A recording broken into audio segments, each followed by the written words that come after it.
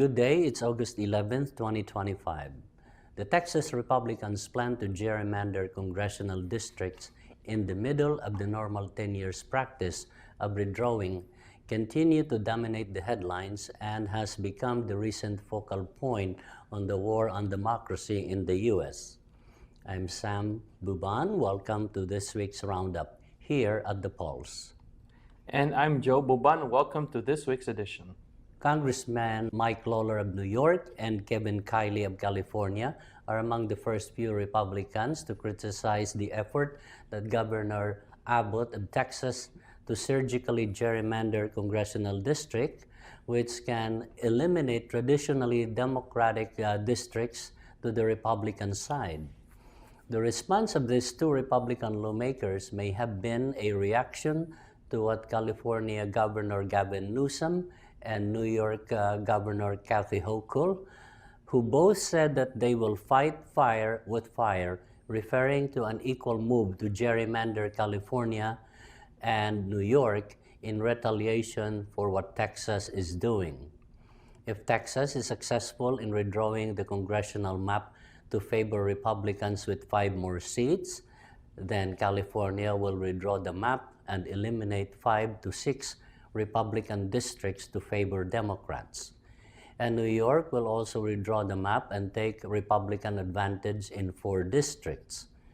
Governor Abbott was instructed by President Trump to redraw the map, which had already historically been drawn to advantage Republicans in Texas.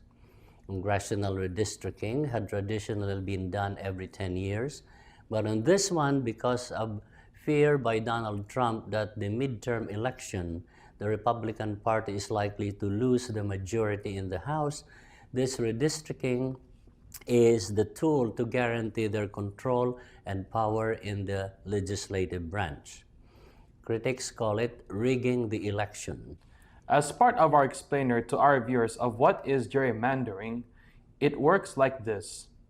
The state, Texas as an example, has the power to redraw the map of where a congressional district will be. That is if the state has one party controlling the lower and upper chamber of the legislature, and governor also belongs to their party. They call it the trifecta, meaning the 3 facets of branches of government. This trifecta is also true in California and New York and Illinois. The unfortunate thing that the Republicans developed to eliminate true representation is that a community or a town who wants to be represented by a Democratic candidate will lose that chance because that town that is traditionally voting Democrats will become a minority Democrat and majority Republican in the newly drawn map of the congressional district. They call it surgical gerrymandering for political purposes. What is surgical gerrymandering does is they break apart several towns and communities based on population and the party registration of voters and make them a minority number in the newly drawn district map. Critics are describing this unconstitutional practice, which has been allowed to keep happening under the Roberts Supreme Court, referring to Chief Justice Roberts and the 5 other conservative majority, 2 of whom were appointed by Donald Trump. Nevada's very own Congressman Stephen Horsford, a Democrat representing most of North Las Vegas and Nye County, was blocked by ICE officers for an oversight inspection at the Pahrump Detention Center. Congressman Stephen Horsford, I'm here at the Southern Nevada Detention Facility in Pahrump, Nevada. It's in the 4th Congressional District in my district, in Nye County, the rural part of my district. I am here to do my job as an elected member of Congress to do an oversight inspection of this facility. I've actually been to this facility in the past, in the years past, and I'm here today to do my job again. Unfortunately, they are putting hurdle after hurdle in front of us. The warden just came to the gate and refused to allow me entry, claimed that I am a security risk as a member of Congress trying to do my authority to do oversight of this facility. This is a privately run prison by Core Civics. We've made every effort to contact the appropriate individuals, and to arrive here today and to be refused entry is really just appalling. It's inappropriate. I don't know what it is they're hiding. I don't know what is happening behind this gate that they don't want me to do my job as an elected member of Congress to do oversight and inspection, which is my constitutional authority as the elected representative for this district. That's why I'm here. We're going to keep pushing for accountability from this facility, the warden, Core Civics, and anyone else who's refusing my ability to do oversight of this facility today. Republicans in Congress continue to see a town hall of chaos and instability from their constituents as their voters are asking questions they cannot answer in issues of tariffs, tax spending, economic and healthcare cuts, and why ICE agents are wearing masks and no identification. Congressman Mike Flood of Nebraska and Brian Steele of Wisconsin were among the recent Republican officials that had been grilled by such question. My question is fiscal. With $450 million FEMA dollars being reallocated to open Alligator Alcatraz and $600 million taxpayer FEMA dollars being used to now open more concentration camps, and ICE burning through $8.4 million a day to illegally detain people, how much does it cost for fascism? How much do the taxpayers have to pay for a fascist country?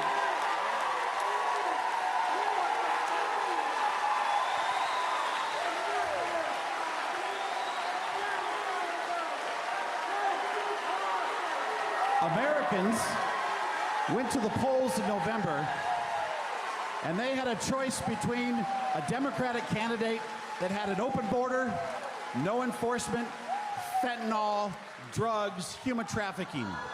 And they had a choice between that and a candidate that said, close the border, get illegal immigrants out of our country, stop the fentanyl, stop the human trafficking, stop the drugs, stop the crime, stop the violence. That's what Americans voted for. Americans voted for a border that is secure. And I support the president enforcing our immigration laws, which, by the way, were written by Congress. I want to ask, why does it seem like when you make your voting decisions, they're based on capital rather than the working class? Billionaires and corporations got their tax issues enshrined into law forever, but the working class gets a no tax on tips or overtime that only applies to some of us, and now we wind up in a situation where we are. Funded by wicked. Funded by the wicked billionaires. With all due respect, sir, the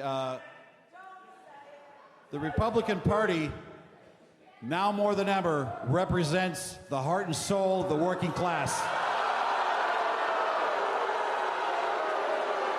These are the other important parts of the One Big Beautiful Bill. Next slide, please. President Trump seems to run Southeast Wisconsin through you. I was always under the impression that Congress was responsible for issuing the tariff.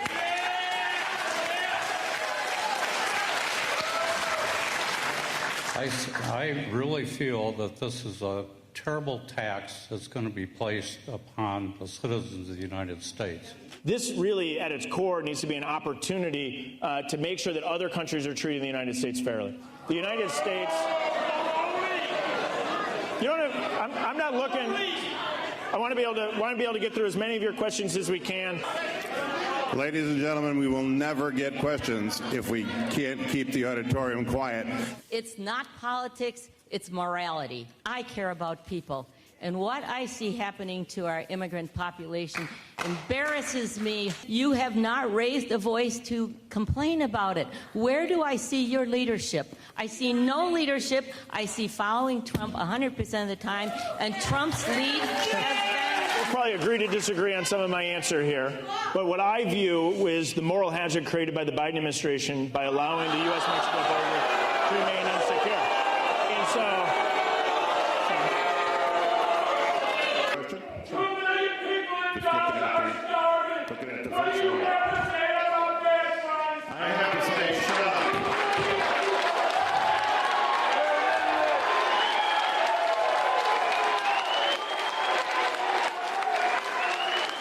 I'm of the view that Israel has the right to defend itself, and the easy and simplest way to end this horrific war is for Hamas to surrender and release their hostages. I appreciate everybody coming out tonight. Doesn't mean that everyone fully agreed with me. I know there's a lot of people that did agree with me. I thank you down here.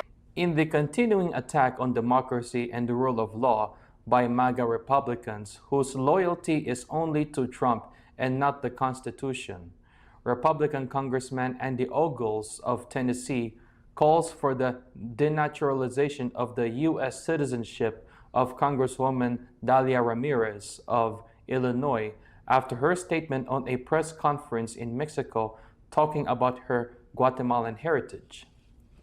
In Brazil, in spite of Trump's imposition of 50% tariff on Brazil, for reason that his ally Jair Bolsonaro is facing a prospect of a trial and conviction for actions in Brazil that was similar to the January 6 Capitol attack, the country refused to bow down to Trump's pressure and instead followed the rule of law, with the Supreme Court Chief Justice Alexandre de Moraes approving the arrest of the former president to face the charges. The former president was placed under house arrest, and Trump administration responded with travel and financial sanctions against Brazil's Chief Justice, which many critics was a brazen act by Trump to interfere with the criminal justice system of another country. We are going to take a commercial break. Please stay with us for our world news.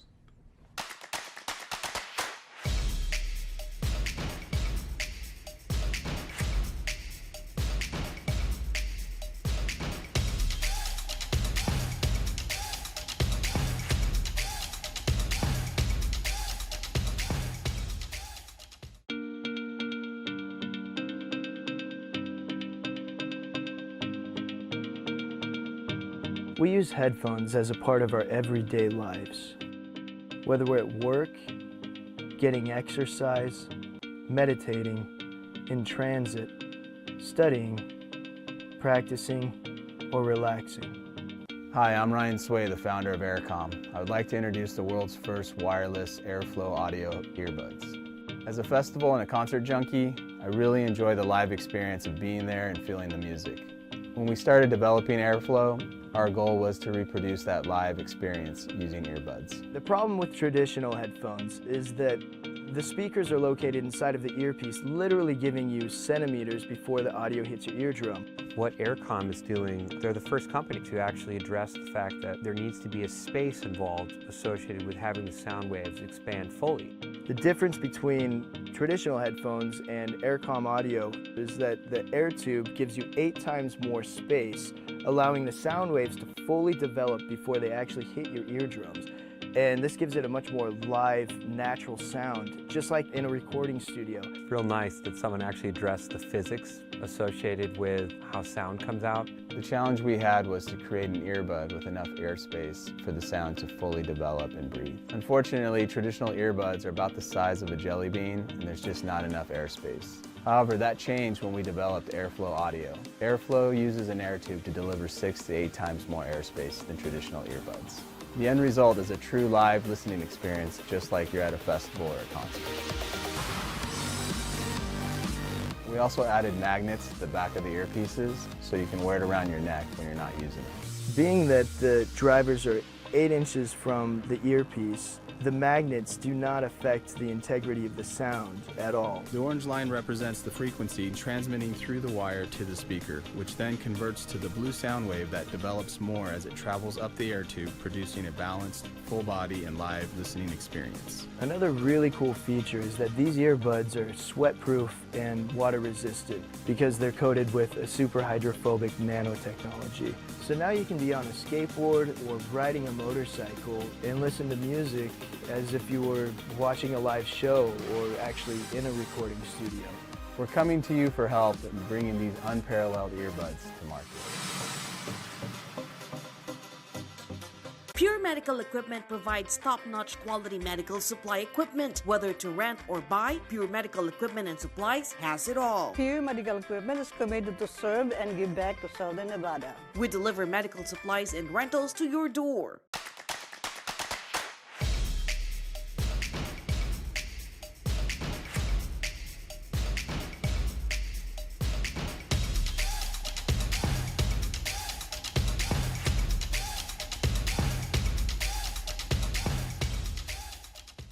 Welcome back to The Pulse. Colombia's former president Álvaro Uribe is sentenced to 12 years of house arrest for bribery and witness tampering. Judge Sandra Heredia of Bogotá's 44th Criminal Court announced the sentence 4 days after she found the former president guilty of the crimes. Heredia had acquitted Uribe for another charge for alleged bribery of a prosecutor. During his presidency, he led a campaign against the left-wing rebel group Colombian Revolutionary Armed Forces, known as FARC. By using the Colombian military and right-wing paramilitaries to sweep what he believed as communist rebels, in which innocent civilians have been killed in this campaign, which is estimated that 6,000 innocent civilians. Uribe took action to silence one of his prominent critics, Senator Ivan Cepeda. After his presidency, Uribe took action to sue him in the Supreme Court after Cepeda launched a probe on his connections to right-wing militias. Uribe's son, Miguel, a senator, is on the ballot for Colombia's presidential election in 2026. This case is similar to in the Philippines when former President Rodrigo Duterte formed a task force in the armed forces of the Philippines and right-wing paramilitaries against groups in which he believed are part of the left-wing militia, the New People's Army. But many innocent civilians have been targeted in Duterte's anti-communist campaign through smears campaign termed as red tagging, and silenced one of his prominent critics, Senator Laila de Lima. China responds to U.S. calls to cut off its purchases of Iranian and Russian oil in a report from the Associated Press. In order to strike a deal agreement and avoid punitive tariffs, U.S. and China officials may be able to resolve many of their disagreements, but still disagree greatly on one matter. The U.S. demand that China cease buying oil from Russia and Iran. After 2 days of trade talks in Stockholm, China's foreign ministry responded to the U.S. threat of a 100% tariff by posting on X on Wednesday, saying, "China will always ensure the energy supply in the ways that serve our national interest, that pressuring and coercion won't accomplish anything. China will vigorously protect its interest in development, security, and sovereignty," the ministry declared. The reaction is noteworthy at a time when, following a decline in high tariffs and severe trade restrictions, Beijing and Washington are expressing hope and goodwill over a deal to maintain stable economic connections between the two biggest economies in the world. It demonstrates China's willingness to play hardball with the Trump administration, particularly when trade is connected to its foreign and energy policy. After the discussions, U.S. Treasury Secretary Scott Bessent told reporters that Chinese takes their sovereignty very seriously, when it comes to buying Russian oil.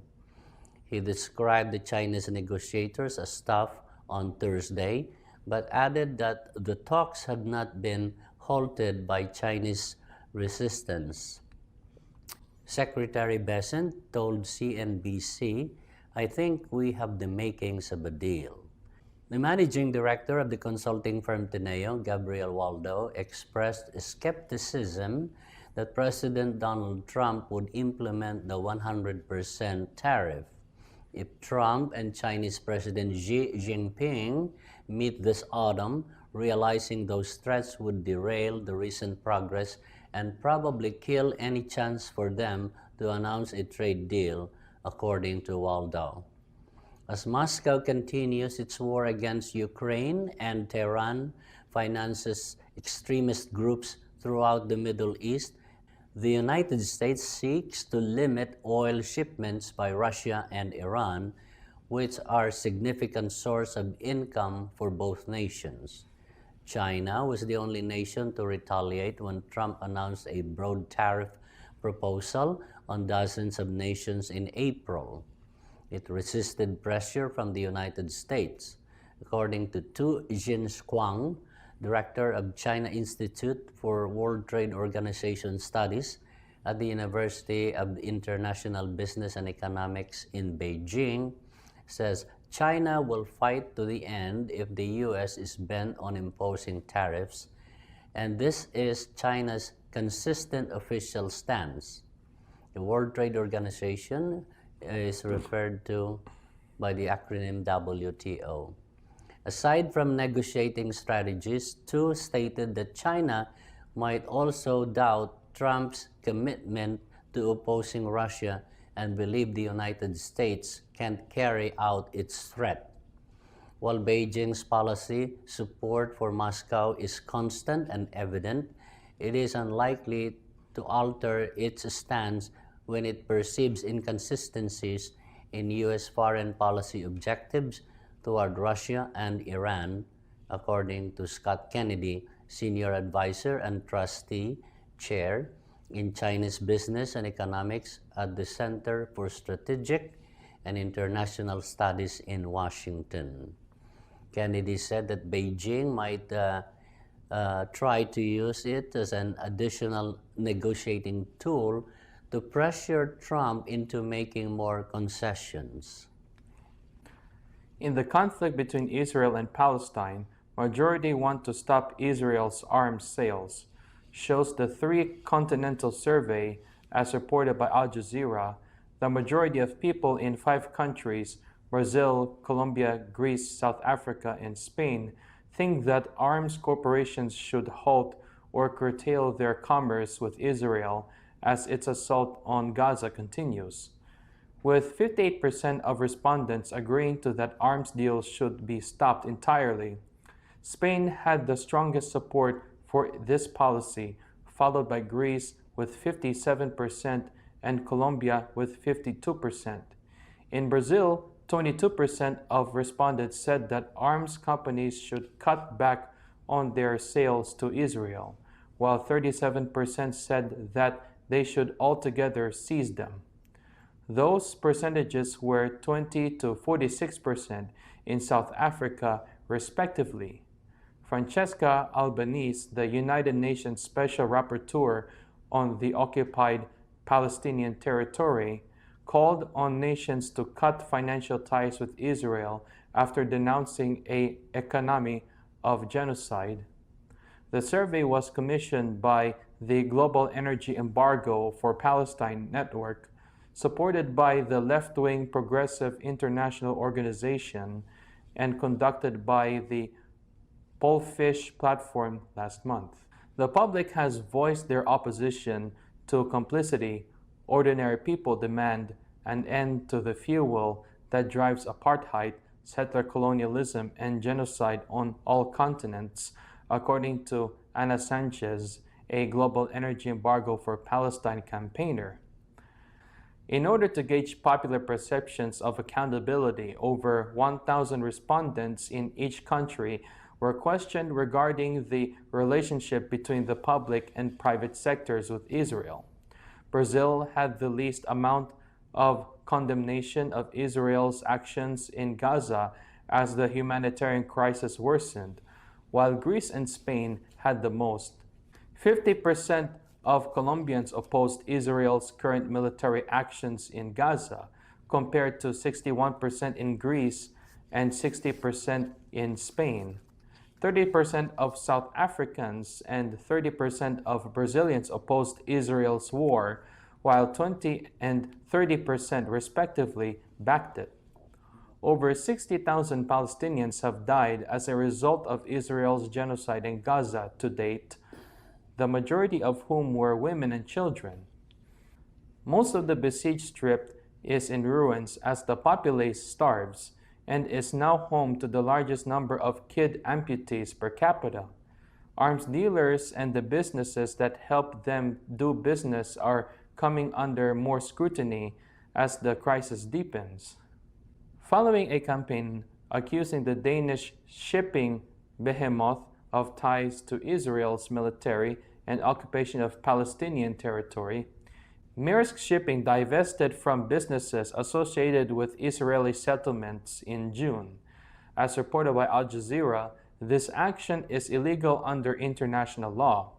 Following the disclosure that it had stock in an Israeli company that provides fighter jet components to the Israeli military, Norway declared on Tuesday that it would examine its sovereign wealth funds holding in Israel.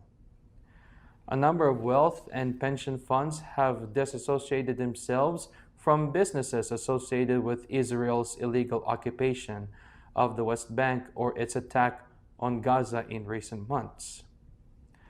We will leave it at that as we are out of time for this edition. I'm Joe Boban. Thank you for watching. And I'm Sam Buban. God bless your week.